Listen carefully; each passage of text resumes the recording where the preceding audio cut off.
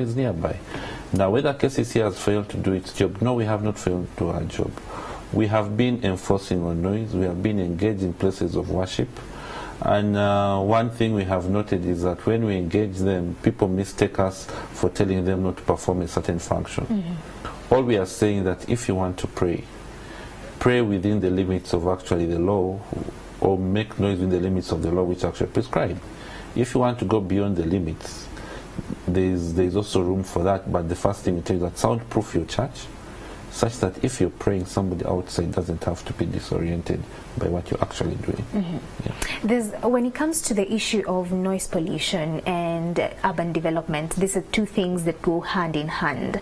Of course, we've been seeing bars being established in residential areas, bars that don't necessarily regulate the noise. So before a business person is given that permit to either establish a bar or a pastor to put up a church, then what are the regulations that you look into? What should they abide by before that actually happens and before you give them the permit?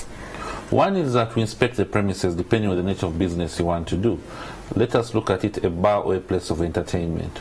We'd want to find out whether actually are your speakers indoor, are your speakers outside?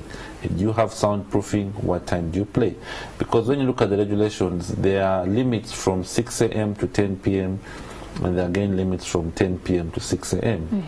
Now what we have noticed is that most of the places that have noise is that the speakers tend to be outside. And because you're looking at a moving target, today someone will behave, tomorrow the person won't behave. The other day someone will behave, the other day someone won't behave. So one of the things we look at are the systems you have in place to make sure that you do not go above the certain noise levels. And also we design certain things out, like soundproofing the place. And once we are satisfied, then we'll actually give you the permit. What happens is that people will behave for a period of time. Then after a while, they may go astray. Then we have to come and keep on policing. But that is never sustainable because you cannot be everywhere at the same time. There are about 20,000 businesses in Kampala, in total. Let's say for maybe 10% or 5% are business places. You can't be everywhere. But you can design certain things out, like soundproofing. You can also make sure that the people in the surrounding are aware, or they police the places within. And that's why we set up a hotline as KCCA. So you call us and we'll come and police. But the essence is not to stifle someone's business, but someone to operate within the realms of the law. Okay. I remember, and actually this took place last year. Last year you were very active and we saw you carry out a number of operations, a number of crackdowns in different residential areas, because we have even, companies, factories that are established in residential areas. And we actually saw some residents complaining, and you were active last year. Why are we seeing you guys relax off this year? We're not seeing a lot of this happening this year. What's happening? We're actually still active, and every night our teams are out. They're policing place to place, and we have also been meeting the leaders of the places of worship. We have met them at the highest level, right from locally as KCCA. We have also met them with our minister, and we have we have emphasized on them on the noise issue, because in some places of worship the noise is blaring. There are 2 or 3 worshippers, and tell them that does not actually make sense for you. And we won't tire to keep on sensitizing people, because that is much more sustainable. About the physical planning issues, there are those BWMP churches that are established in residential areas. We are sensitizing them to either shift or to modernize or to move away completely. So we are active. It's just that now we are not in your face, but underground we are very active and dealing about the noise pollution issue. Let me ask you, before you give a permit to a business person to establish a bar or whatever establishments that would give off a lot of noise in the environment, do you ask for consent? Do you tell this person to ask for consent, or does KCCA ask for consent from the residents living around there, or is it just a matter of you go down on ground, if it's permissible, if the conditions are acceptable, then you give them the permit? Do the residents have a say in establishments like this? When we are giving the permit, right now the residents don't have a say, because from the conditions that we think are there, we will give the permit. But what we are doing on top of that, we are having town hall meetings with the communities that are actually around. Because if you notice, most bars are on premises which are not theirs, they are renting. And the landlord is actually a resident of that area. Now this landlord has signed a tenancy agreement and brings somebody into your community. Now when you bring the landlord with the neighbors on board, then he realizes what effect is actually having on his community. And that is working, because now we are saying it's not only enough to deal with the bar owner, but we also have to deal with the landlord, because he's actually the key to this. The tenancy agreement is with him. His son was actually allowed his premises, anything, to be converted into a bar. So we are having that two-pronged approach. Okay, and let's look at the issue of the sound levels. I'm sure the people who are watching us who are bar owners and stuff like that. So what are the permissible sound levels during the day and during the night for such establishments? Because they are spread out from places of worship to construction sites to residential areas to places of entertainment. Now the levels do vary. During the day, for places of entertainment, they'll say they'll be up to 70 decibels. Okay. Then during the night, they're actually supposed to be at 50 decibels. So anything above 50 decibels, then you're actually then producing a nuisance, or you're actually having noise. Now the noise is not only the music. It may actually be people in the area conversing, shouting and making noise. That's also part of the noise. So it doesn't only stop to music, but also someone may be clapping loudly, people may be laughing. That also constitutes a noise in an area. Okay. For establishments like places of worship, clubs, bars, do you also facilitate them in getting these noise meters? Because if you say during the day it's around 70 decibels, during the night saying 100 decibels, 50 decibels, how then are they supposed to monitor that and get to know, okay, now my sound levels are so high, I need to get them down? Noise meters. Yeah, we encourage the owners to have the noise meters. What we have noticed is that when we deal, the managers are on site, the owner is never on site. And when you actually apprehend them, they say, oh, but I wasn't on site, I didn't know.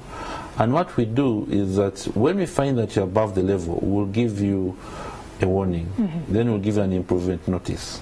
Then upon that is when we'll then come and enforce. So we'll encourage you to have the meters. But what some people have done, there is a system whereby when you have the meters, when it goes above the 70 decibels or the 50 decibels, it will automatically cut off the music. So some places of entertainment have done that to force the DJs to play within a limit. So if you keep on cutting off the music, then you can't play. And I've encouraged them to get such equipment for them to be able to use. And are they getting them? Have you gone around to see if all these people have complied? Some do comply. Some have actually gone as far as putting barriers for noise, acoustic barriers for noise, where you put a wall such that your neighbor cannot be able to get the noise. But even as KCCA, we have gone ahead to have meters which can differentiate noise. So noise from two different sources, we can be able to differentiate that you're the one generating the noise and this person within the limits. And when you also go to inspect, we tell them to play, and using our meters you can say now that is the level, and when you're putting the volume, don't go beyond this level, and we'll actually draw for you a mark to help you manage yourself. Let's talk about the defiant people, the defiant business people who don't abide by these regulations. What are the penalties? One is that you lose the equipment. That's the penalty. Then also when you go to court, the fines will range anywhere from 300,000, the highest has actually been 20 million. And so the range does vary, and it is a privilege of court to actually be the one to determine the fine. But the highest is 20 million, and nobody would want to pay 20 million just for the issue of making noise, because your business will actually run down. So we'll confiscate your equipment, take you to court, and court then will decide the fine. In that range. Is it just a fine, no imprisonment? Court can decide between a fine and imprisonment depending on which they think will be punitive. If you're a repeat offender, then they will actually then have imprisonment and also have the fine on you. Okay. When we're having this discussion, you're telling me even the residents, citizens here in the country, especially in Kampala where your jurisdiction is at, we have a role to play in ensuring that these people, these businesses that are around us comply to these regulations. But moving forward, someone who is watching us today, how then can they go about reporting such defiant businesses and business people to KCCA? Yeah, we have a hotline as KCCA, and it is 0794 3333. So that's 3-4 times. 0794 3333. 0794663333. So you can always call day or night. They're actually there, and you can report them. You can also report through our Twitter and also through Facebook. All those social media platforms you can actually report, and you'll be able to engage or be able to respond. Yeah. Okay, all right. But over and above that, because what we know is there's this, and of course help us understand this. People think that KCCA is an enemy. And I'm sure you've had this. People think KCCA is an enemy, even for the hawkers out there, the citizens out there. They always look at you as a police cop. Moving forward, what are you doing to ensure that you mend the relationship you have with, residents of Kampala? We, as I said earlier, one, we are having community dialogues. We go to the community, we speak to them, and we tell them that you're actually part of the solution. Secondly, when we are dealing with the owners of these premises, we do not come the first time and we enforce. We'll come give you a warning. Second time, we'll give you an improvement. Our teams will even help you out to improve. Then we'll even sign a compliance notice with you and saying, moving ahead, can we agree under this agreement that you won't do A, B, C, D, and E? Then when you breach the compliance, then that is when now we'll then take you to the next step. So we are engaging them. So before I even enforce, I've met you at a minimum of 3 times. So the 4th time, then I've taken you to court, because then you've been a repeat offender thrice. And we also, as much as possible, go to the communities. We engage them. We also call the perpetrators, like the pastors of the churches. We have met them, told them the issues, discussed with them, told them areas where they can be able to improve. So by the time we enforce, people don't say that, I did not know, we were not informed. KCCA just came and grabbed. And if notice, you're hearing less and less and less of that, because then people say, we were told. This is actually what is happening. And even being on media here is one way of engaging with the public and getting to know that, yes, we have to engage. We are not here to steal for business. We are here to encourage growth, make our city much more attractive, but also make it a city that people would love to sleep. As I say, especially for the places of worship, the same God who you pray to, the same God who gave us sleep. So we need to balance and make sure we can live in harmony. Okay, let's talk about the taxi parks as well, because these are places that emit a lot of noise. What are the controls around such areas? One of the things for the taxi parks, we are discouraging touting. We calling it, I mean, you can have signage, that is enough, and people can walk from one place to another. And that is being borrowed from airports. There are silent airports where you rarely hear announcements. You follow signage and you go and board your plane. So for the taxi park, we're also encouraging that let's use signage rather than people calling and shouting and telling people where to go. And with time, you'll see that happening slowly. In the park, you'll see those changes of less of touting, but more of direction. Are there penalties to that as well? Yes, when you look at the law, there are actually penalties for you to tout. And but when you look at it, rather than taking someone to court for touting, you can talk to him and tell him that you can direct rather than shouting. Because those are things we believe that there are more behavior changes, and through behavior changes you can make somebody understand what. Because what I know, and someone would argue that for the taxi business, the more you tout, the more you call out for your customers, the more you will get, because it's survival for the fittest. So will that really work? When you go to the taxi park, you notice these taxis line up and they fill one taxi at a time. Yes. So whether you're touting, somebody else cannot come to your taxi until this one is full and he actually moves. In the bus park, it's actually the same thing. And when you have the stages which are organized, you'll have one moving, then the other gets filled. And when you also the buses, the pioneer buses, one bus comes, people line up, getting and it moves. So that is what we're encouraging, and that is a movement. So everybody will have their turn and everybody will have their share. But that, of course, has not been, put in place in all the taxi parks, what we know. And I know you're working on, establishing and gazetting other taxi parks as well. Yeah. How soon are we supposed to see that? Because, of course, with that facilitation, then there will be that order and bringing down the touting as well. Yeah, right now we're in the process of gazetting the stages, the stages for the taxi parks, and of course, as they say, also for the borders where the taxis can also be, the borders can be. And we already have a plan, and we want to have taxi parks in all the divisions where that can also decongest the main taxi park. And we already have plans, and feasibility study has already been done for the rapid bus transport system.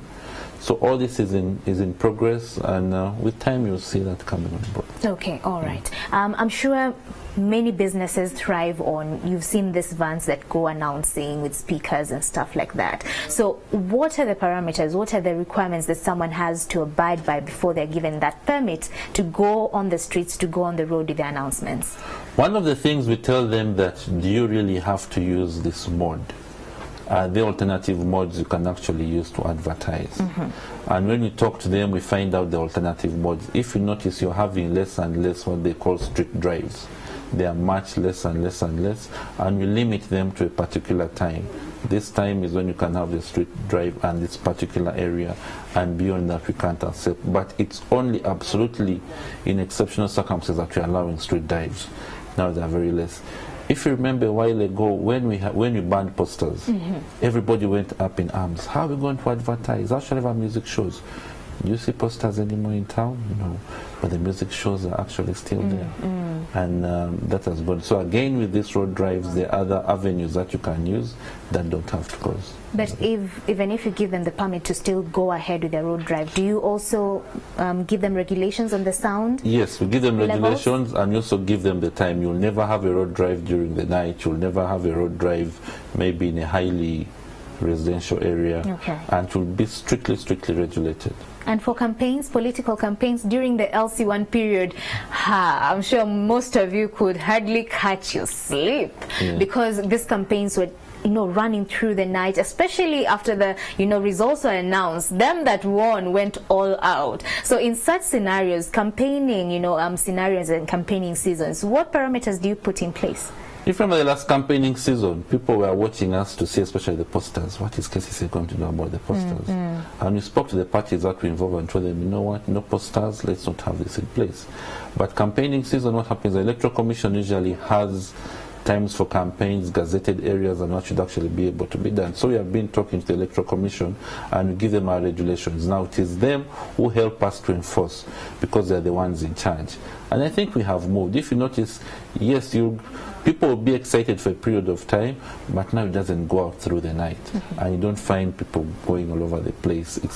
The Electoral Commission has really done a good job to help regulate that noise. And during that time, the LC1 period, because I know that is what people remember freshly, still at now, the noise was out of hand, especially during the night. You know, this was, we have more than 900 villages. Yes. And you are having 900 simultaneous elections at actually the same time. So with the Electoral Commission, you have to let, people definitely had to celebrate. But now the point was that for how long were they going to do it? And for us it was about the time and for how long it was going to be done. So it's like when you're having a football match and a goal is scored, people have to shout. So you can't say that when the goal is scored, no, let people not make noise because it's within the legislation. All right. Your last remarks as you come to a close? Yeah, my last remarks is that noise has effects. Noise has effects both on health and actually well-being. It has been in other jurisdictions or in other places, noise has been used as a torture method. So those are the effects can actually have on the human being. Let us be considerate in whatever we are doing as regards noise, and let's also be each other's keeper. such that we can be able to live equal, okay, as neighbors and as brothers and sisters. All right. Okay. Thank you so much for coming in studios, Dr. Okello Daniel, Director Public Health and Environment, KCCA. Thank you so much for making time. So you have a role to play. You have the right to go and complain in case there's this particular business, bar, restaurant or place of worship that makes noise for you in your residence. You have the right. You can go and report them, and of course KCCA, as he has said, will take action. That has been it for Solution segment. Morning Attentive still continues. Up next is Take Note.